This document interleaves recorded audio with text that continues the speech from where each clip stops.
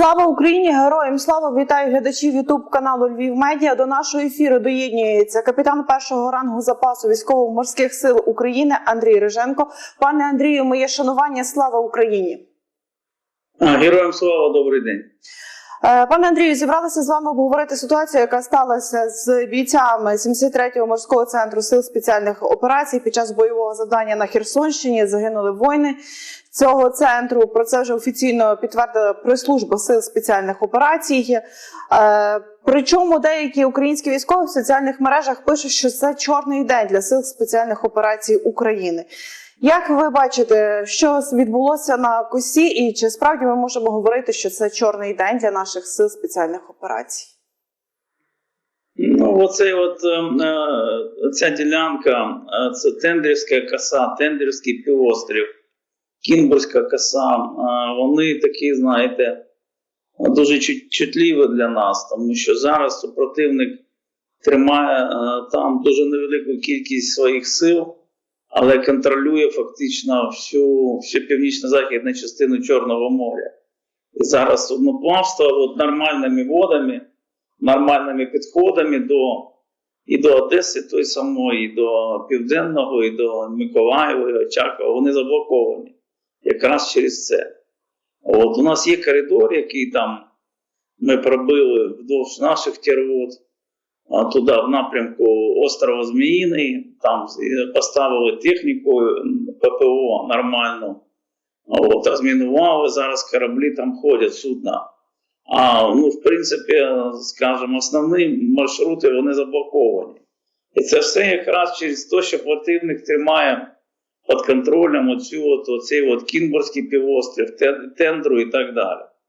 Я думаю, що нашим військовим ставиться завдання того, щоб промацати цей район, здійснити розвідку, подивитися, що може бути корисно, яка військова інформація, того, щоб в подальшому супротивника оттуда вибити. І що цікаво, це допомогло б, до речі, і нашим морським піхотинцям, які зараз знаходяться на лівому узбережжі Дніпра. А відстань від Нової Каховки до, навіть, скажімо, Армянська, це вже в Крим, там менше 100 кілометрів. Тобто там дуже невеликі відстані. Тобто, я так розумію, що було поставлено завдання, ймовірно, за все це була якась диверсійна розвідувальна операція. І я так думаю, що, кажуть про те, що сили спецоперації, що ці хлопці прикривали відход основних сил. Може і так, я не знаю. Я бачив фотографію того човна, це 7-метровий човен, він, там є у нього поставили 2 кулемети. Я так розумію, що він попав під ворожий огонь і, на жаль, наші хлопці загинули. Звичайно, що це бойові дії, дуже неприємно, дуже велике співчуття родинам загиблих, це герої. Тим більше ми знаємо, що операція така, однозначно по місту її проведення була така дуже небезпечна, але важлива для нас. Вона була спрямована на звільнення нашої території, на поновлення Україною контролю моря. Але бачите, щоб такого не виникало, я би сказав, хотілося б, щоб у цих спецпризначенців наших було інше обладнання, щоб вони діяли не на відкритих оцих човнах, як ми бачили. Відкриті човни вони для висадки швидкої. А вони діяли, по крайній мірі, ця група, яка прикриває. А в закритих таких навіть катерах з бронезахистом.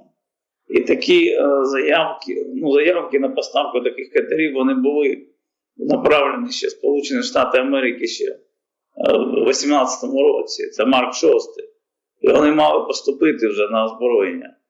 Там, я так розумію, що виникло питання через те, що Україна купила ці турецькі корвети, які зараз будуються, ніяк не перебудуються. І це тут треба дивитися, тому що зараз основні морські операції, які ми проводимо, вони проводяться такого характеру. Тобто в ближній морській зоні в умовах дуже такої стислої операційної зони, де противник недалеко, противник дуже такий міцний, і для цього нам нужні кораблі певних класів. І от той катер, про який я кажу, він був би ідеальний для того, щоб проводити такі операції, щоб їх підтримувати. А те, що вони нам потрібні, ну, ми бачимо сьогодні, ми це побачили. І це ж не перша операція, не остання така. Пане Андрію, тут є ще, я мушу вас оце запитатися, тому що навіть я вчора особисто в телеграм-каналах бачила про те, що відбувається спецоперація на Косі. Росіяни сьогодні пишуть, дякуємо українцям, але вони вживають інше слово, за інформацію, що наші прибули вчасно і дали відсіч силам спеціальних операцій України. Тут питання, є вже така версія, що хтось в штабі злив наших спецпризначенців, а є така думка про те, що через пабліки противник дізнався наші дії. Ну, знаєте, я не знаю, не хочу тут нічого, мені важко чого сказати, тому що варіантів може бути дуже багато. Я вам коментую ту фотографію, яку я сьогодні бачив, і та заява, яка була сьогодні сказана. А яким чином росіяни, значить, виявили цю групу, я не знаю, мені невідомо. То, що у разі наявності у росіян навіть легкої стрілецької зброї, вони могли таку поразку нанести. Це я теж підтверджую, це також. Для того, щоб такого не було, потрібна інша техніка. Її немає. А про ці витоки інформації, мені це невідомо. Відверто кажучи, невідомо. Я думаю, що наші якось мають зреагувати на це наші військові компетентні органи, щоб, я думаю, скоріш за все, це, опять же, черговий фейк. Пане Андрію, якщо ще можна, чи можете розказати більше про 73-й центр імені кошового отамана Антіна Головатого? Чим відомий цей центр сил спеціальних операцій? Ну, цей центр, він знаходився в районі міста Очаково вже дуже давно. Ну, я так думаю, що мінімум, мабуть, 50 років. Його призначення було проведення спеціальних підводних диверсійних операцій. Для цього у нього була спеціальна техніка, яка дозволяла водолазам дихати під водою в закритому циклі. Тобто була спеціальна така суміш. На базі цієї суміші водолаз може під водою дихати.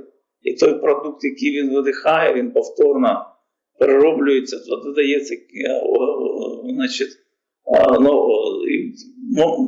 можливість для дихання, він дихає. Є спеціальні такі носії, колективні, були індивідуальні для того, щоб цих водолазів під водою закидувати в якусь там місцевість для проведення операції. Була розроблена спеціальна зброя для стрільби під водою, автомат підводної стрільби і пістолет підводної стрільби, які знаходяться на озброєнні цих військовослужбовців. Я знаю, що були випадки, нібито коли їх закидали дуже далекі точки світу для виконання також таких делікатних завдань. Коли Україна набула незалежності, цей центр перейшов під контроль військово-морських сил Збройних сил України. Він, в принципі, ті ж самі функції виконує, що класична сила спецпризначення. Тобто, перше, це ведення глибинної розвідки, по-друге, це проведення диверсійних дій в тилу противника.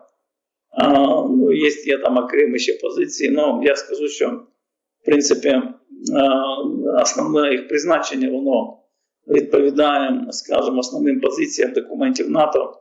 Вони дуже, скажімо, активно працювали якраз з Північно-Атлантичним альянсом багато разів на навчаннях тих же Сібріз. Хлопці підготовлені були. Знаємо, що фактично з 2014 року вони спочатку, спочатку нападу Росії на Україну, анексія Криму, Донбаса, Вони з перших днів дуже активно брали участь в відбитті цієї агресії. Скоріше за все, як, скажімо, оператори з сил спеціального призначення, тому що у них там вони стріляють, може, краще і фізично розвинути, готуються сильніше. Але я знаю, що останні роки, перед цим вторгненням, багато було зроблено для того, щоб їх якраз спеціалізувати по їх завданням якраз на морі.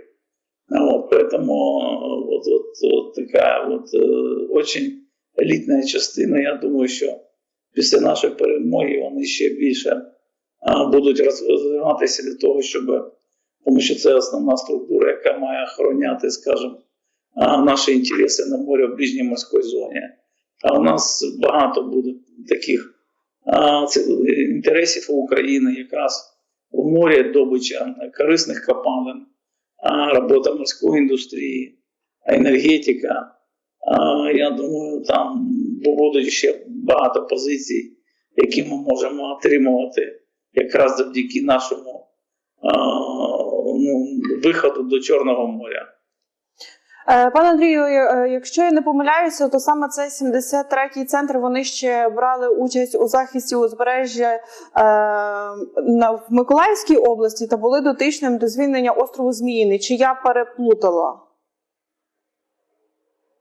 Я думаю, я пам'ятаю, що працювали вони по Зміїному, також була інформація. По Миколаєву, я думаю, також, тому що, розумієте, вони їх спілкуються, по суті. Вони, до речі, тобто вони таких, просто їх операції мають такий точковий характер, і, я думаю, що ми знаємо дуже не про багато їх.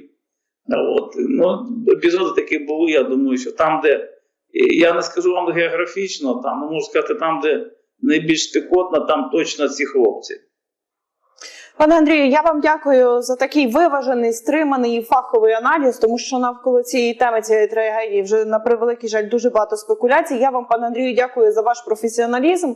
Нагадаю, з нами був капітан першого рангу запасу військово-морських сил України Андрій Риженко. Пане Андрію, я вам дуже дякую та моє шанування.